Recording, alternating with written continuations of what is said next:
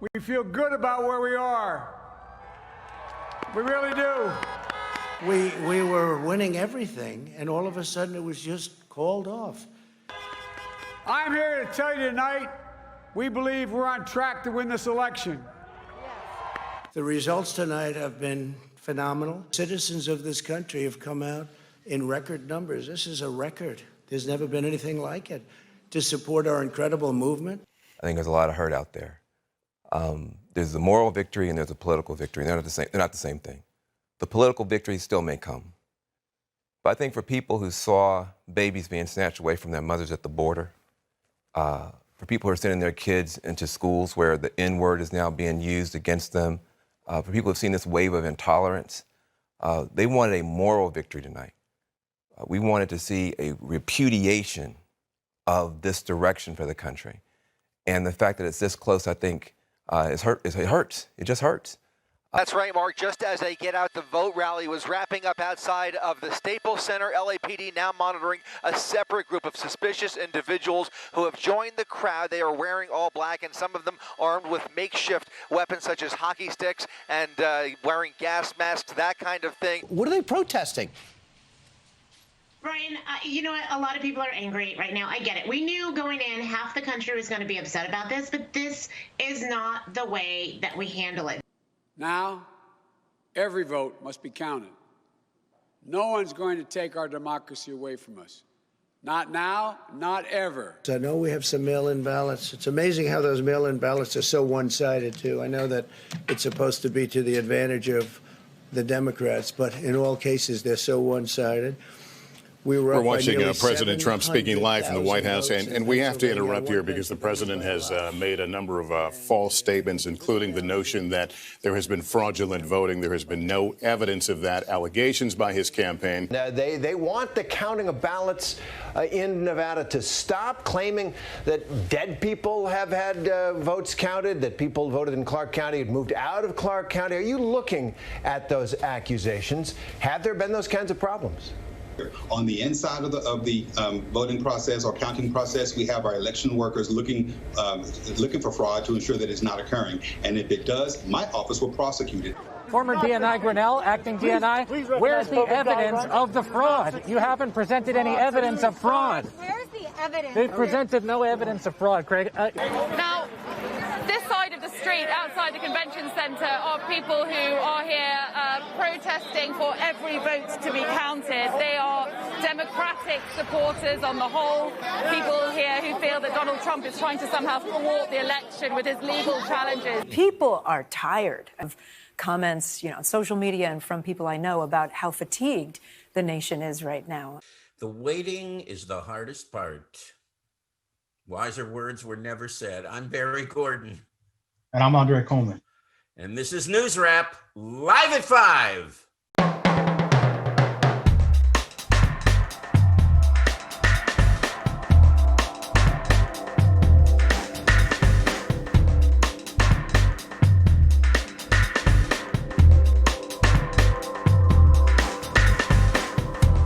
Aha! Little Tom Petty reference, I thought, They changed the shirt?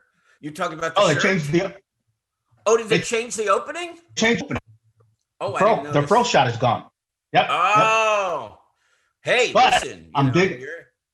You're a big shot. I'm digging the shirt. Your wish is their command, So that's how it goes. Now, if only they'll take care of see the shirt? Now, if only they'll move my trailers to the set. Look what I dug out. I like the shirt. Look what I dug out. November 4th, 2008. And you can't see the rest of it. Where'd you find that? It says change can happen.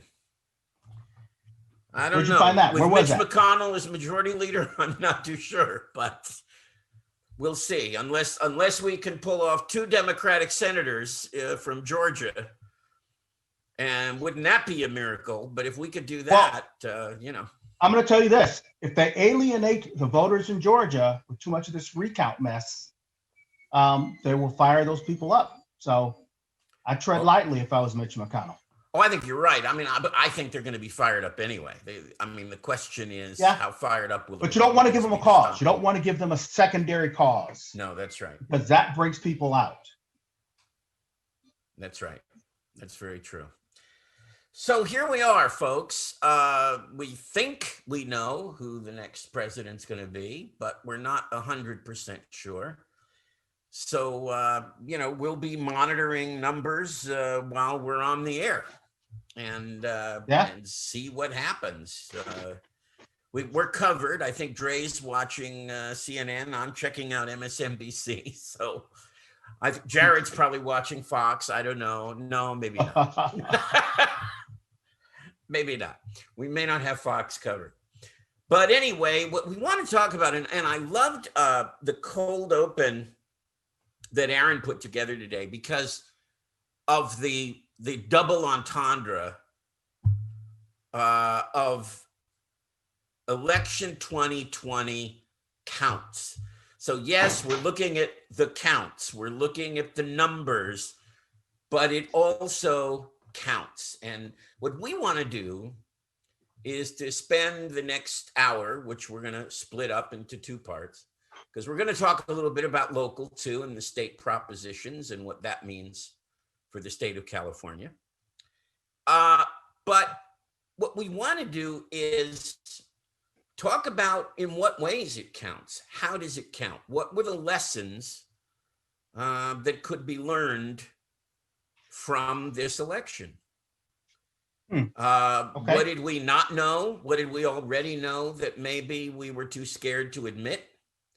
Those are the things that Dre and I are going to be talking about for the next hour. So I think for me, since I've been doing a lot of reading and a lot of research and getting ready to write something about it, but for me, this election simply confirmed that we are an extraordinarily divided country. And not Joe Biden, not anybody is going to put that together. It's not dependent on a person. It's dependent on an over 200-year history. Yeah. In which we agree on a lot of things. We love the Constitution and we believe in democracy, and most of us believe in capitalism. And so, yeah, there's a consensus, but if you overemphasize the consensus, you're missing a lot of what's going on in America, because we have been divided for a very, very, very long time. As James Clyburn put it last night, when someone said, well, how do we, why are we so divided? And James Clyburn said, we've been divided since 1619. Yeah, it's that, that's a very simple but yet amazing point, because everybody who runs, or I'll say every nominee, says I'm going to bring the nation together. Right. The nation's never been together. As simple as that. So Biden's not going to do it. Trump wouldn't have done it. We know Trump wouldn't have done it. Right. Obama couldn't do it. It's just not going to happen. No, and we have to stop thinking in those terms, because they're so unrealistic. They're so fantastic. And unfortunately, and I hate to be the bearer of this news, and I know you do, Dre, too. But, we're always going to tell the truth on this show, even if it hurts. And that's what we do. And the truth is that we are divided. And you know what? In some ways, that's not a bad thing. In some ways, it's not a bad thing, because people think differently about all kinds of things, about family, about God, about choice, about all kinds of things. We have different worldviews. And over time, what has happened is we've always had different worldviews. But what has happened over time is that those that share one very major worldview, or a combination of worldviews, has somehow all ended up in one political party. Right.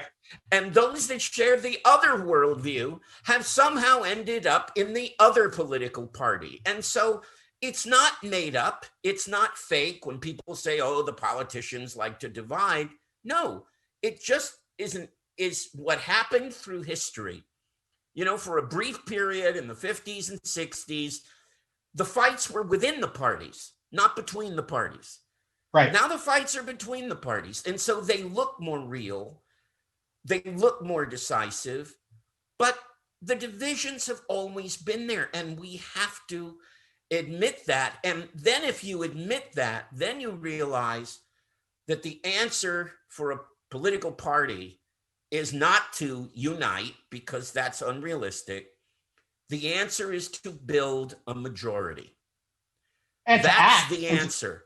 And to persuade people that your worldview and your political view is better for the people than theirs. And that's what this fight is about. And unfortunately, the Republicans recognize that going back to the 1970s. And they built up someone like Reagan as their standard bearer. We haven't done that yet. We're still on the, oh, let's all unite and let's put groups together and let's do all of these wonderful things. But the truth is, we have not made a case for progressivism the way Republicans have made a case over and over again for conservatism. And until we find a way to do that, we're always going to be scratching and clawing to get a majority. But you know what? Republicans are no longer making a case for conservatism. Well, they're not now, are they? That's a really good point. They're now making a point for domination, for one way of life.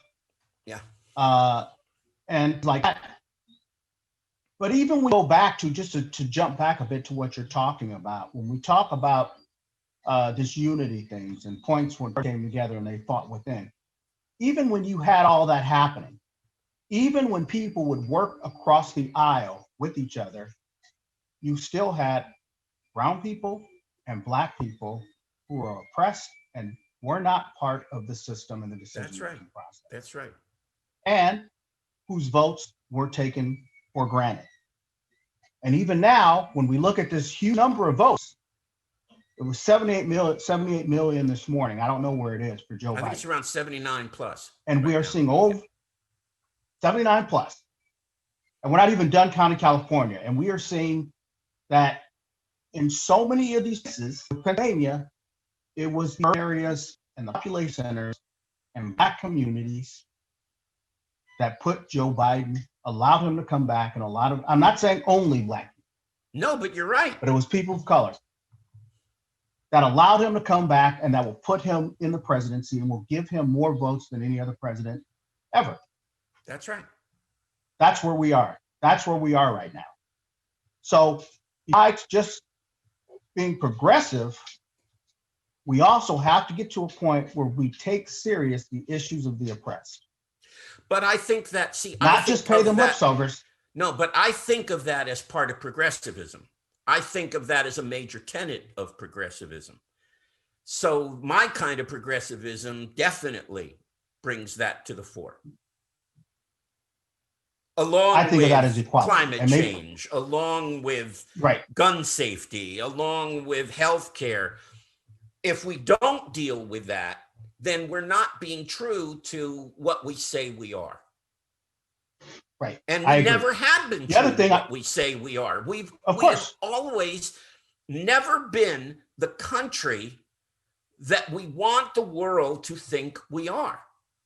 We want the world to think we are a bastion of equality, and we're not, and we never have been. And this, go ahead. And Barry, this election shows that. This election shows that. Look how many votes Donald Trump did get. Well, let's talk about the good news, and then let's talk about the bad news. The good news is, as you've said, more people, the turnout was huge. And more people will have voted in this election, possibly, than in any election for 120 years. Not more people, because that's given, but a larger percentage of the population will have voted in this election than in 120 years. And that's amazing. That's amazing just on its face. That is amazing. And we should be proud of that. And we should be excited about that. The problem is that almost 49% of those people backed Donald Trump. Now, it may go down to 48, but still, we kept looking at his approval ratings, 42, 43. That's his base. Well, he got more than his base. Yep. Or actually, there's two ways to look at it. Or he was better at turning out his base. It may not be that his base is bigger. It just may be that his mobilization is better.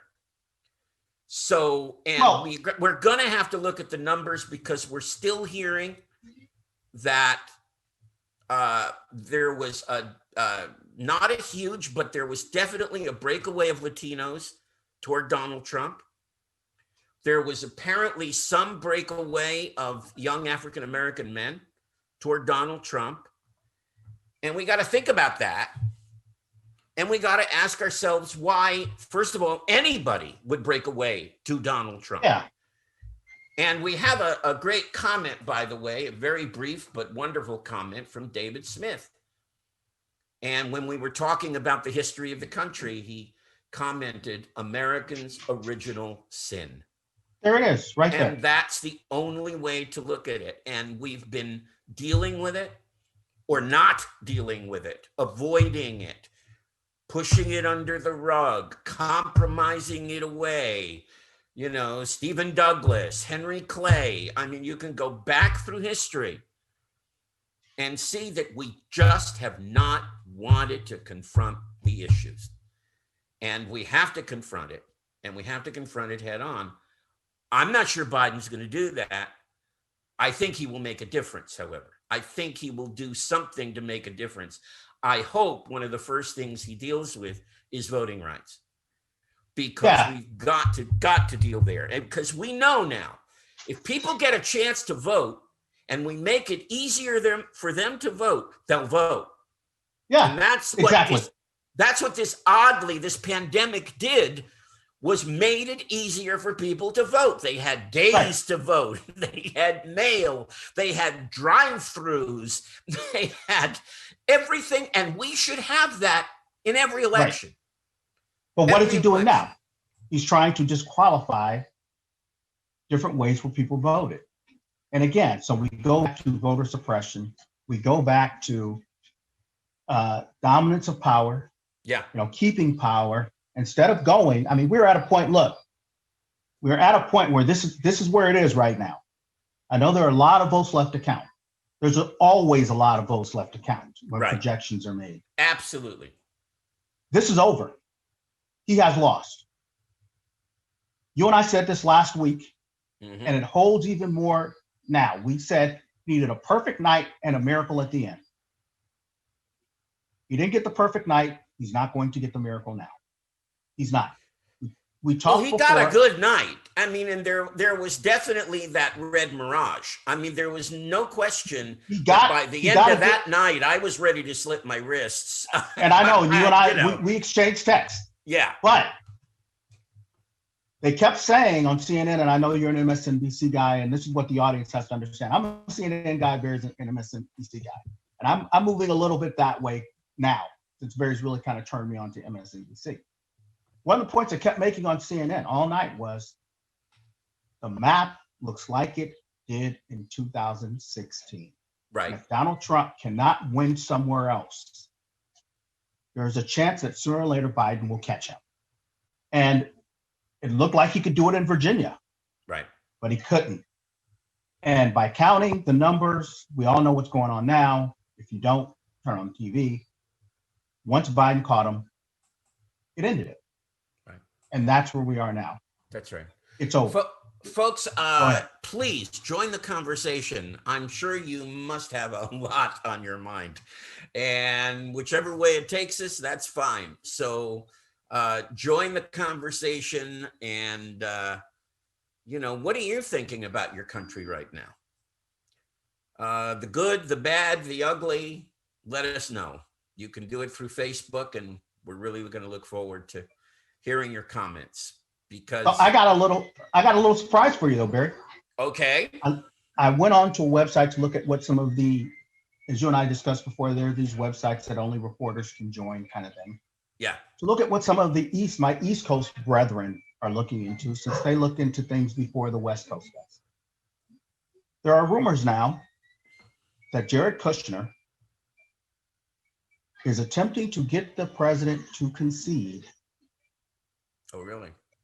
In exchange for a deal for a pardon.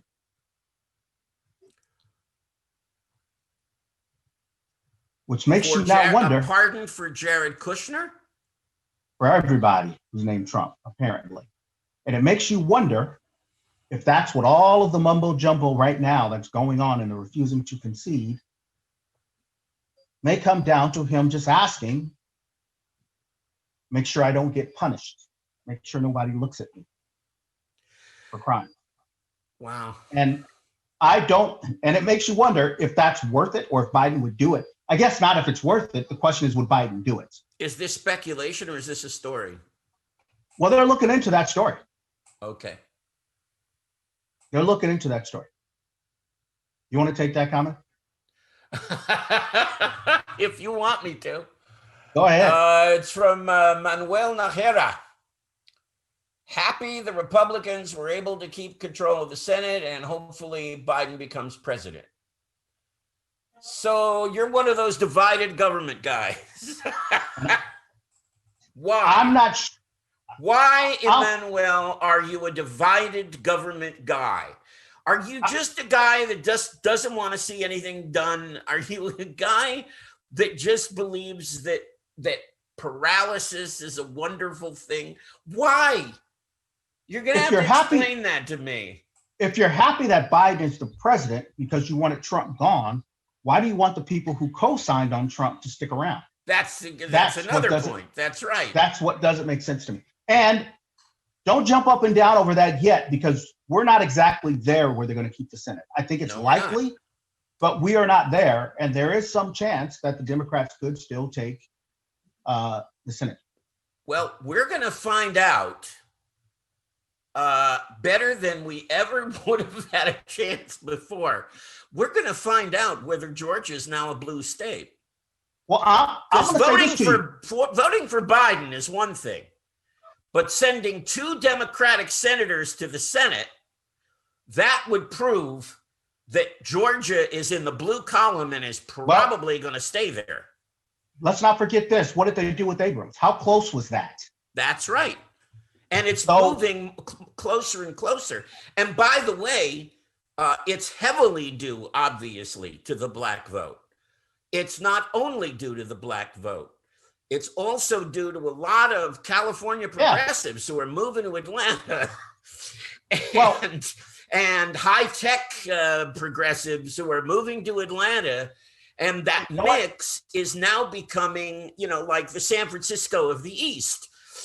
So that added to the strong black vote and the strong black population means that. Well, this is where the Republicans are in trouble, because as California becomes more and more expensive, people will go to places like Texas where there is no income tax.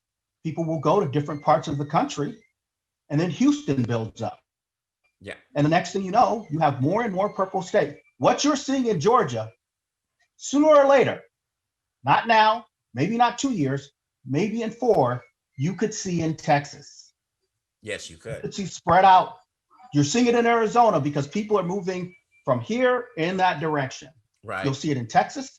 I remember the exodus by black people from California to Atlanta in the 80s and the 90s. And now you are seeing that take hold in our politics. Well, old guys like me who, have been political junkies since I was 10.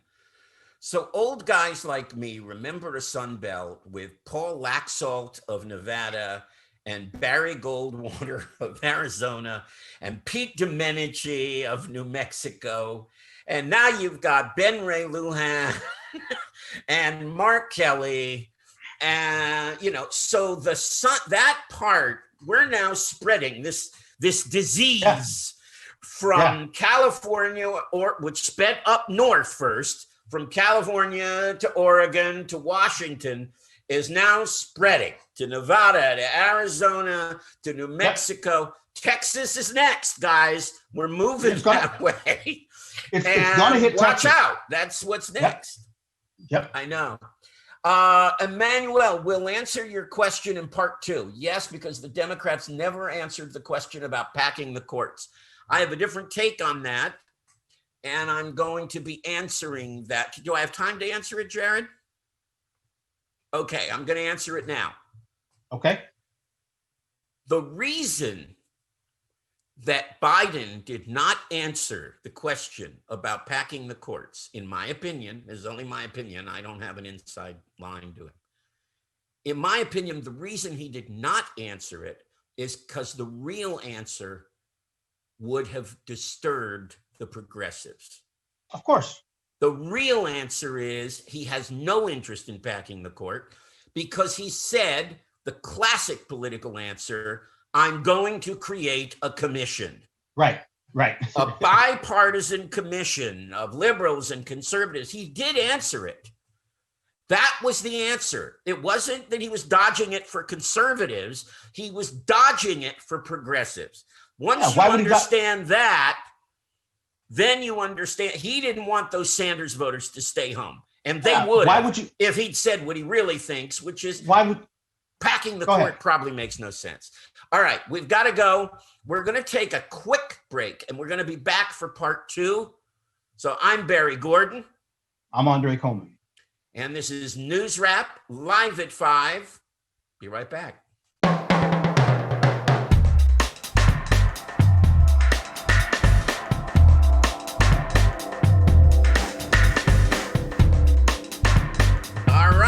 Barry Gordon.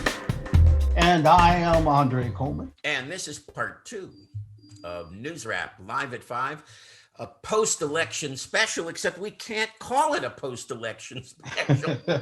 It's the middle of the election special. And so that's where we are right now. And we still don't have a president-elect, and they're still counting in Philadelphia, Arizona, Georgia, Nebraska. That's right. Well, no, Nebraska. What Nebraska? Are you saying that CNN hasn't given them that? I said Nevada. I meant Nevada. I'm sorry. Oh, okay. Nevada. I'm sorry. I thought you were going to say they haven't given them that one electoral vote yet. Okay. And Nevada. Excuse me for that. Yeah. Our buddy from New Jersey. And congratulations. What's up, New Jersey? Congratulations, New Jersey. You were one of the states, just like California, instant call. Yep. It was like, bang. Polls closed. New Jersey. We project New Jersey. That's it. Yep. So, yay for that. So, Sarah says, do we need to be worried about any legal action Trump might try to take after Biden is declared the winner? Everything that I'm hearing says that it can't affect enough votes to affect the outcome. And generally what happens with legal challenges is they really only take them up if they will affect the outcome. So if they're not going to affect the outcome, I don't see a legal path. And as we said in the last or part 1, I guess, as we said in part 1, the Wall Street Journal had a story where Trump's advisors were saying that any legal action is really not going to hand him back the presidency. And, you know it's interesting that anyone would want it like that, to me. I agree. Why would, you want to know you've been rejected, but except he's so delusional that he really probably thinks that, 40% of the vote was illegal. We're looking at this. 79 million people right now have voted for Joe Biden. There is no way that Donald Trump's hand is going to be raised with his other hand on the Bible on January 20th. And I'm going to tell you why. Trump has to go too many places and make too many cases to change the current count. In other words, he could go to Philadelphia. If Joe Biden right now said, okay, I concede you win Philadelphia, Joe Biden's still the next president. You could give him Philadelphia and Georgia and still become the next president. Yeah. So Trump has to go in multiple places and win. And make different legal Recounts or get arguments votes thrown out. for each one. And make different legal arguments. Yeah, for each one. Right. And the issue will be, even if he was successful some places, when he got to Arizona, where he has been running close and coming back, albeit he may not reach the finish line and win that state, that's where it hurts him. So I don't see how he pulls that off. Well, another interesting comment from Emmanuel, who's been making all kinds of interesting comments. What are the odds Trump resigns before his term ends so Pence can pardon him? If he was smart, he'd do it right now. That's right. I love that idea. I think you should send that directly to someone at the White House, maybe Stephen Miller or somebody. They should get on that right away. What I expect Trump to do, there's a lot of talk right now about Trump not, because he won't concede that, there will be an effort to just lock himself up and lock himself away in the White House. That's not who this guy is. You heard what the Biden campaign said about that. Yeah. They have ways to deal with trespassers. So, yeah. Look, I expect the opposite. I think somewhere early in January, this guy is going to go off to Mar-a-Lago and play golf, and he's not coming back. I do too. That's how I think this ends. Or he'll end up he on won't television be there for the transfer. He'll end up on television again. He'll be a commentator for OAN. I think that would be an appropriate ending. But he is not the tough guy that's going to go, come put me out. Yeah. Well, So there's another, but there is another path for Donald Trump, which was mentioned a couple of days ago, which is a little more frightening because he did get such a large amount of the vote. Oh, and that's coming back in 4 years? Yeah, he can. As a one-term president, he's entitled to serve 2, and they don't have to be back-to-back. Grover Cleveland did it. So let me ask you. Yeah, let me ask you. could. I'm going to ask you 3 questions, and we'll see where you are after I ask you these 3 questions. All right. Here's the first one. Based on the health issues, we can already just clearly kind of recognize he's dragging the left leg a little bit. He may have already suffered some mini strokes, they said. Yeah. He had COVID. We don't know what kind of long-term effect that's had. We know he has heart disease. So first thing we'd have to question is, will he be in the condition to serve in 4 years? Now, I know you're going to say, well, Biden's not obese. Biden has slowed down, and I know that's what you're thinking. Biden's not obese. We're going to start there. Biden doesn't have some of the health issues that Trump has. And I do see Biden's frailties. I do see them. I do have to say one thing about Biden, as long as you've raised it, which is he's got to stop doing the 3-step jog. Exactly. He's got to stop doing that to prove that he can run, because that's not athletic. I agree. He walks and he walks and he walks at a good pace. He walks and then he goes, and then he walks again. That makes no sense whatsoever. Stop doing it, Joe. Once you become president, don't do that. I agree. Here's the second thing, Barry. What are the second one? We don't even know if Trump will be in jail or out of jail over the next. That's the biggie. Yeah. 2 years. Because even if he's pardoned, he can only be pardoned for federal crimes.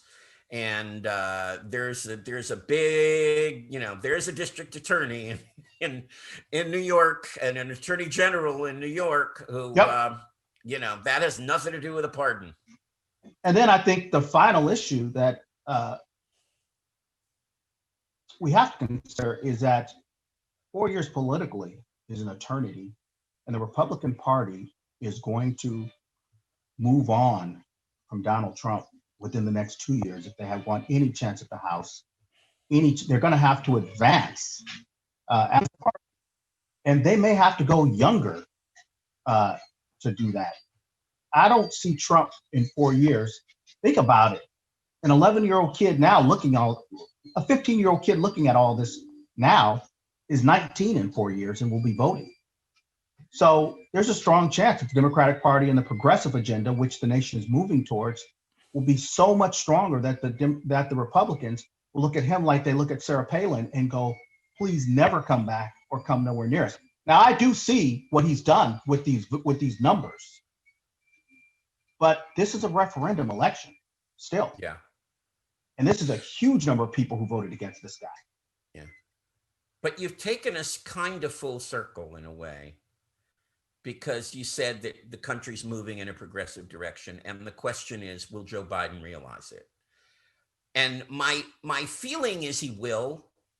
I've always kind of criticized Democrats who are what I call, dinos, or, Democrats in name only, or Republican light. And lately I've come up with a different expression, which is, I don't want anyone in the party who's Republican light, but I don't mind people in the party who are progressive light. So that makes sense. So, that I don't mind. If you're left and you're center left, cool. If you're right wing, get out. Go join the GOP. That's where you belong. I don't need you. But if you're left or center left, if you're not all the way where Bernie is, fine. And if you look at, and Donna Edwards has been saying it over and over again whenever she can on MSNBC, she's a former congresswoman, and she's been saying, look at Biden's agenda. It is one of the most progressive agendas anyone's run on. It may not be the Green New Deal, but it's darn close to it. It's a very environmentally friendly agenda. Green jobs, green this, green energy, green everything. Public option in healthcare, which Obama's been fighting for, and which now Biden says he'll fight for. Stronger voting rights. You can go down the line, and yes, now that he's won, hopefully, we can tell the truth, which is that he did run on a very progressive agenda. The platform of the Democratic Party, which he approved, was the most progressive platform that we've had. So I hope that holds. I think the other thing that where we will see that is, and I've always said this, Joe Biden will surround himself with progressives in cabinet positions to further move that agenda forward. I'm not saying he's going to go all the way that way, but I'm saying that's how you move the party forward in that direction. Yeah, it is. But that's one that worries me, because he put Chris Dodd in charge of his nomination, whatever. And Chris Dodd is one of the most establishment Democrats that you can find. Yeah, but what I'm looking at are the people who got out of the race. What I'm looking at are the people, Buttigieg, Yang, Warren, the people who got out of the race and said, here's the baton, go run with it. I think he will look at that bench like we talked about. And we found out early on that when he was making those decisions, who are these people talking to? Barack Obama. Right. They were building the bench, and now they will go back to the bench and they will make it work. Mm-hmm. Oh, a phone call from Top Brass. Hey, we got to look at local. We've been having fun, but we got to go look at local and see what went on. We had some exciting things happen here too. This is your local news brief for Friday, November 6th, 2020. As of Thursday, November 5th, Pasadena has reported 2,890 confirmed COVID-19 cases and 129 COVID-related deaths. That's an increase of 71 new cases in the last week, but another week with no new deaths. Pasadena has seen its first case of multi-system inflammatory syndrome in children. Abbreviated as MIS-C, Pasadena Public Health Department Director Dr. Ying-Ying Go says MIS-C is a rare but serious complication associated with COVID-19. It's a condition where different body parts, such as the heart, lungs, kidneys, brain, skin, eyes, or gastrointestinal organs become inflamed. We do not yet know what causes MIS-C, but it's another unfortunate reminder of the seriousness of the COVID-19 pandemic. With about 76% of California ballots counted, expected results are as follows. Judy Chu will hold the California 27th congressional seat. Incumbent Anthony Portantino has won the California 25th State Senate District.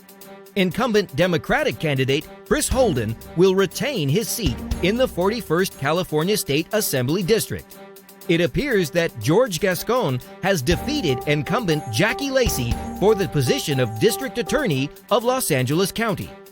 Pasadena Unified Board member elections for District 2, 4, and 6 go to Jennifer Hall Lee, Patrick Cahalan, and Tina Wu Fredericks, respectively.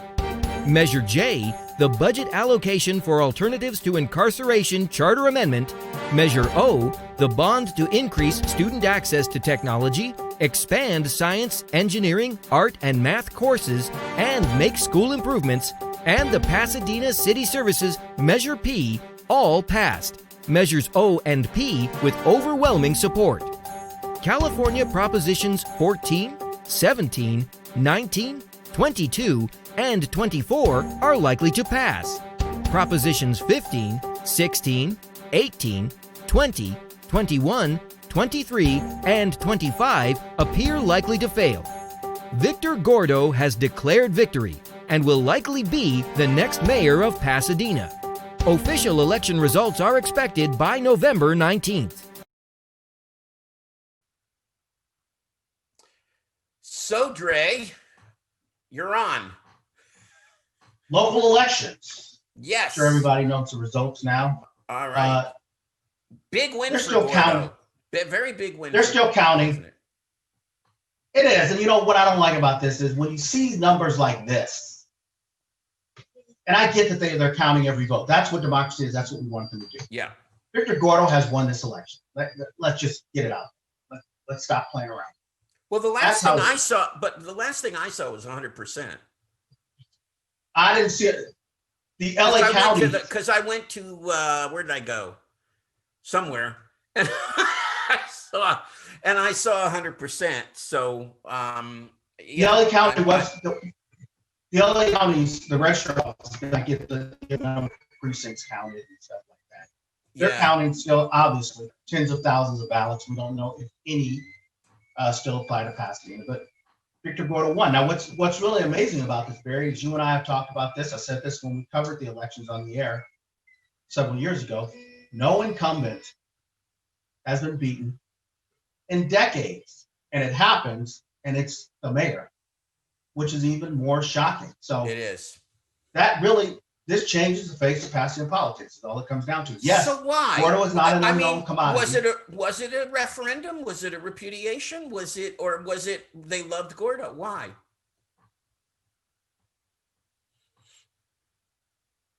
It's some of both. I think I think the thing on Tornick that people had a problem with is he's blunt. The elbows are sharp. I think that turned some people off, but I think Gordo did a good job connecting on some of the social justice issues, even though he was not the guy who initially pushed police oversight and those things. Hey, when Black Lives Matters and that group went to his house, he went outside and he talked to him. I think things like that matter. Gordo is popular in his district. I thought, to be honest with you, in the primary, I understood why Gordo came in first. I did think Terry would close the gap some after COVID started, because now we're about recovery. Now we're about numbers. Now we're about, restarting things. And I thought, okay, so Terry's worked in the planning department. Terry has more, I thought maybe some of the things in his wheelhouse would appeal to older people in town more. Things haven't changed that much. I mean, Gordo took it. Well, it's interesting. It wasn't an ideological election, because I know a lot of progressives who voted for Tornick, and I know a lot of progressives who voted for Gordo. Yeah, I don't think it was that at all. I don't think so. And that's what I've questioned. I think it was personality more than anything. Well, I'm going to say this. This is something I noticed. This is something I've known about both, and I've known both these guys a long time. This is what I would say. When you watch them at a forum, when you watch them address the people together, Terry came off probably better on stage talking about issues. Mm-hmm. But then when they went into the crowd to talk to people, Florida was more personable. And I think that moves people more. People in this town need to feel like they can call the mayor on the phone, have a conversation, be heard. You know, I mean, look, the people over by the bridge in District 6, they weren't happy. Some of them were not happy about Desiderio. Right. People in District 4, Space Bank, some of them weren't happy when Terry supported that. So Victor had a pot of votes to go and get, kind of thing, and he was on the right side, according to those people on both the issues.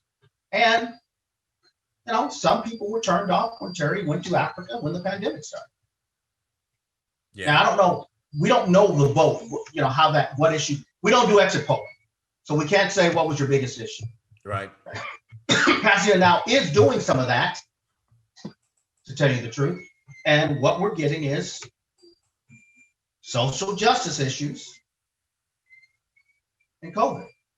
Yeah. Those are the two things. Statewide, we still have a lot of work to do, don't we? Because I mean, we couldn't get 15 passed. We couldn't get 21 passed.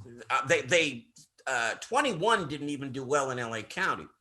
Yeah, which was shocking to me. 15 did, by the way. 15 carried LA County, but not the state.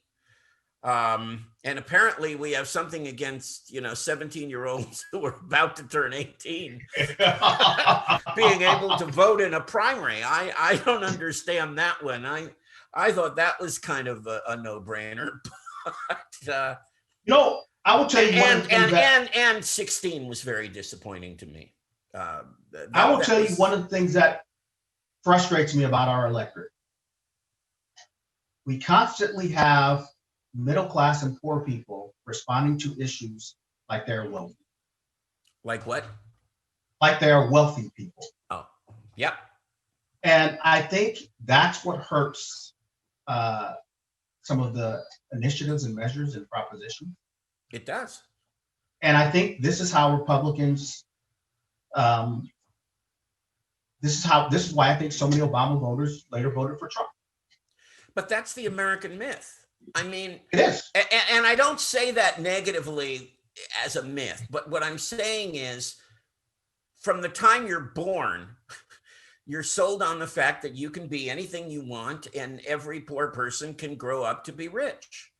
Yeah. And so that's how they think, and that's how we think. And, and we say, well, someday I may be in that position and I don't want to have taxes. And we do that over and over again and that's a good thing, I guess, because we're saying that we don't believe in class, but it would be better if there really wasn't a class system or a caste system, which is really more accurate in this country. And let me give you a great example. We'll give you two great examples, and I'm going to bring it home with a second. Okay. And when the economy crashed in 2008, one of my colleagues at the Weekly was complaining about the economy and how Barack Obama wouldn't be able to fix it. And he was using the stock market as a large part of his complaint when the market crashed. I said in a meeting one day, do you have stocks? No. Do you have real estate? No. And so my response to him was, you do realize you can now get in the stock market because it's crashed and you could look to buy real estate. But he was more hell-bent on the economy recovery, which I told him. And I'm not saying we don't want a good economy, but I'm saying that, you look at Mitt Romney, when the economy crashed, he bought into the auto industry pennies on the dollar and made a fortune.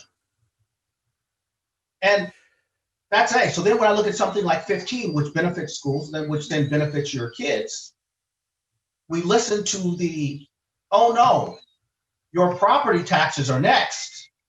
And we listen to the myths of things instead of going, this benefits me right now in my current circumstance with schools and moving forward on these things. That's what I think. I'm gonna push back on that a little bit. I agreed with everything you said, but I'm gonna push back a little bit only in one sense. Sure. a lot of middle-class people are in the stock market. Because, Oh, yeah. and I'm not saying they're not there. No. Especially union people, because they have pensions. Yeah. And the pensions are dependent on the markets.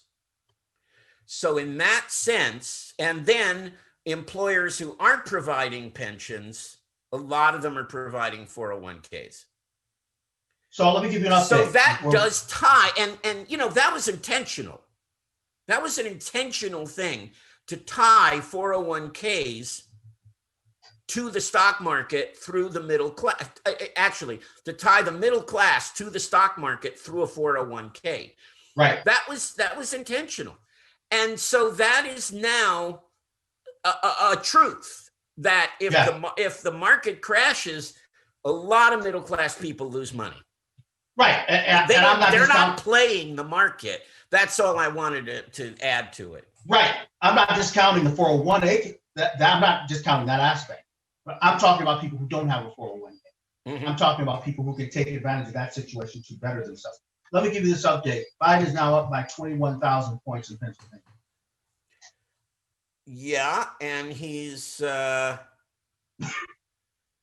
up by 60,000. I don't know if that's up or down, but he's 60,000. No. Well, wait a minute. Let me see what's going on here. I have all the numbers. He's just bouncing numbers around right now. Yeah, so I can give you these. Georgia, 4,020. Pennsylvania, 21,705. Right. Nevada, 22,657. And Arizona, 36,800. And that hasn't moved, has it, Arizona? Arizona hasn't moved. So they haven't done the big dump yet. Right. Okay. It's probably 6 o'clock our time, the big dump. So in this last dump in Philadelphia, Biden got 80% of the votes. Yeah. So he's still holding a high percentage rate. And he's above 20 now? Is that what you said? So. What's his number again in Pennsylvania? You're lagged. I can't. Yeah, you are too. Go ahead. What's his percentage now in Pennsylvania again? He got 80% of the votes. No. But what's his difference now? All I see is all CNN has on is the lead number. So as soon as it comes up, I will tell you. Okay. But his Arizona number has not changed at all. Okay. I might see it before you do, and I'll take a look if I do.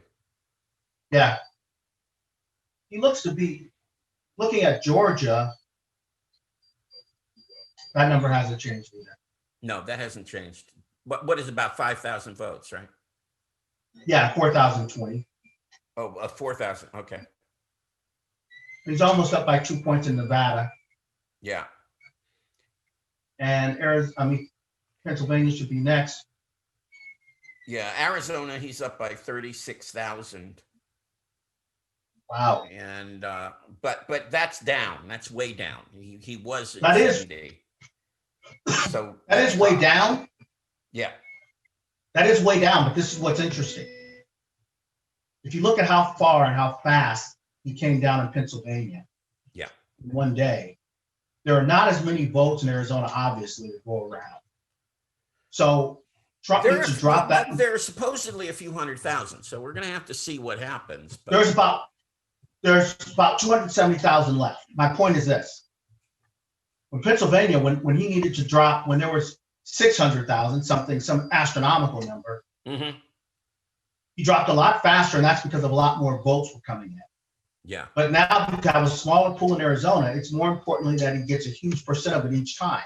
And each time he doesn't, it takes away from the next time. That's right. That's where he's going to run into trouble, because at some point he's going to need 95% every time. And he's probably just not going to get that in Las Vegas and big areas, in big metropolitan areas.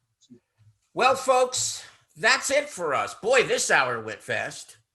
That was. You may be seeing it in 2 parts, by the way. Don't get confused when we talk about an hour. You might be seeing it in 2 parts. Anyway, that's it for us. We're going to see you, hopefully, when we have a president-elect. It's been the second week in a row we've said that. All right. No, it isn't. It's the first week in a row. Okay. I've lost time. I'm Barry Gordon. And I'm Andre Coleman. I'm going back to watching TV. This is NewsRap. Stick with it, Live man. at 5.